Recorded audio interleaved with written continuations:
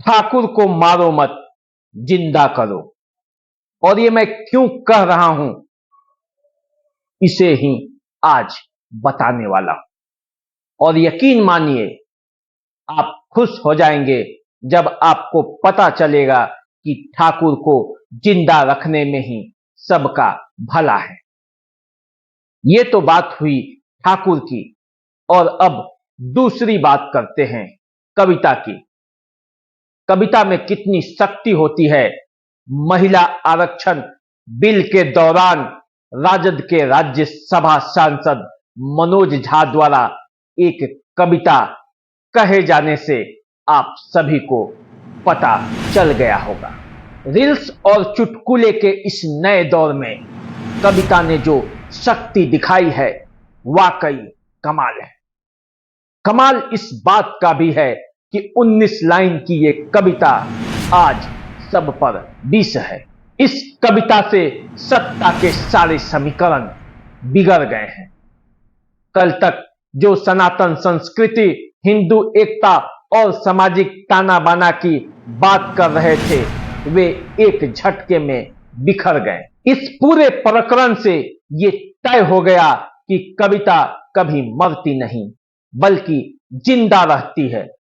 तभी तो वर्षों पहले ओम प्रकाश वाल्मीकि द्वारा रचित यह कविता आज भी अपनी प्रासंगिकता बनाए रखा है। आज की चर्चा थोड़ी गंभीर है, इसीलिए आप पूरे ध्यान से देखिए, क्योंकि तब आप समझ पाएंगे कि कहां से हम चले थे और कहां पहुंच गए। और इसको जानने के लिए आप पूरा वीडियो को देखिए और इसे शेयर भी कर दीजिए। नमस्कार, देसी अड्डा पर आपका स्वागत है। मैं हूं राकेश तिवारी।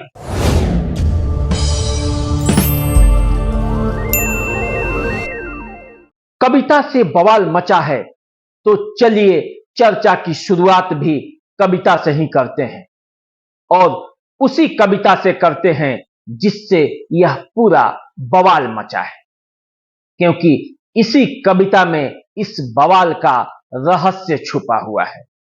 तो चलिए सबसे पहले मैं आपको वो कविता ही सुनाता हूं। चूल्हा मिट्टी का, मिट्टी तालाब की, तालाब ठाकुर का। भूख रोटी की, रोटी बाजरे की, बाजरा खेत का, खेत ठाकुर का। बैल ठाकुर का, हल ठाकुर का, हल की मुठ पर हथेली अपनी, फसल ठाकुर की। कुआं ठाकुर का, पानी ठाकुर का, खेत खलिहान ठाकुर के, गली मोहल्ले ठाकुर के। फिर अपना क्या, गांव, शहर, देश। यही वो ओम प्रकाश वाल्मीकि की रचित कविता है, जिसे राज्यसभा सांसद मनोज झा ने लोकसभा में महिला आरक्षण बिल के दौरान पढ़ा था। कविता जहां तक पढ़ा था वहां तक तो एकदम ठीक है, लेकिन इसमें राजनीति कहां हुई। कविता पढ़ने तक तो ठीक था, लेकिन राजनीति यहां हुआ कि ठाकुर को मारो, अपने अंदर के ठाकुर को मारो। यही वो शब्द था जिस पर बवाल मचा, और मनोज झा यहीं पर राजनीति खेल गए, क्योंकि ये कविता में कहीं नहीं लिखा हुआ है। इसे जरा आप बारीकी से पढ़ सकते हैं। कहीं नहीं लिखा हुआ है कि ठाकुर को मारो। ये तो एक ठाकुर के साधन और संसाधन पर जो कब्जा होता है उसकी बात लिखी हुई है। लेकिन मनोज झा को तो राजनीति करना था, सो कर गए। इस पूरे प्रकरण में जो बवाल मचा हुआ है वो मचा हुआ है, लेकिन मैं आपसे पूछता हूं कि ठाकुर को मारो क्यों, ठाकुर को जिंदा क्यों नहीं रखो। मैं कहता हूं ठाकुर को मारो नहीं, जिंदा रखो। मैं कहता हूं कि अपने अंदर ठाकुर को जिंदा रखो। ठाकुर कौन है? ठाकुर है जिसके पास खेत है, ठाकुर वो है जिसके पास खलिहान है, जिसके पास कुआं है, जिसके पास तालाब है, जिसके पास गलियां हैं, जिसके पास सारे संसाधन हैं। तो क्या आपको ये संसाधन नहीं चाहिए?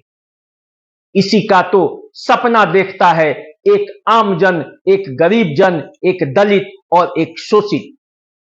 तो क्या उसे ठाकुर नहीं बनना है?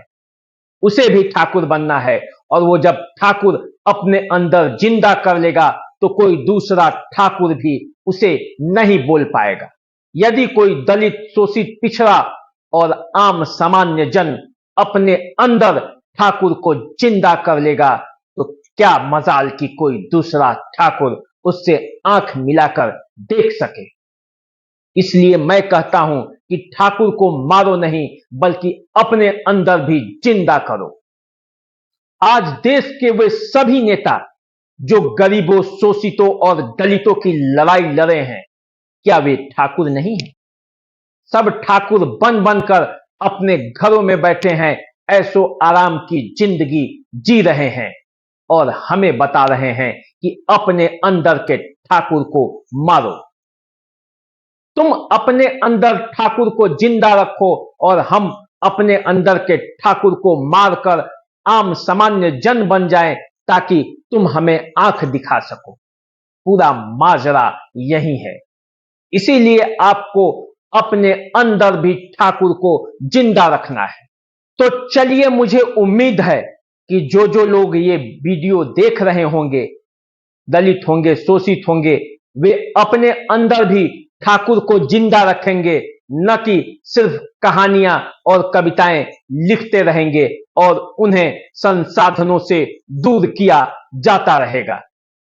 इसी तरह के अन्य मुद्दों पर बातें जारी रहेगी, बातें होती रहेंगी। इस चैनल पर यदि पहली बार आप आए हैं तो इसे सब्सक्राइब कर लीजिए। फेसबुक और इंस्टाग्राम पर हमें फॉलो कर लीजिए। मुझे विदाई दीजिए। नमस्कार।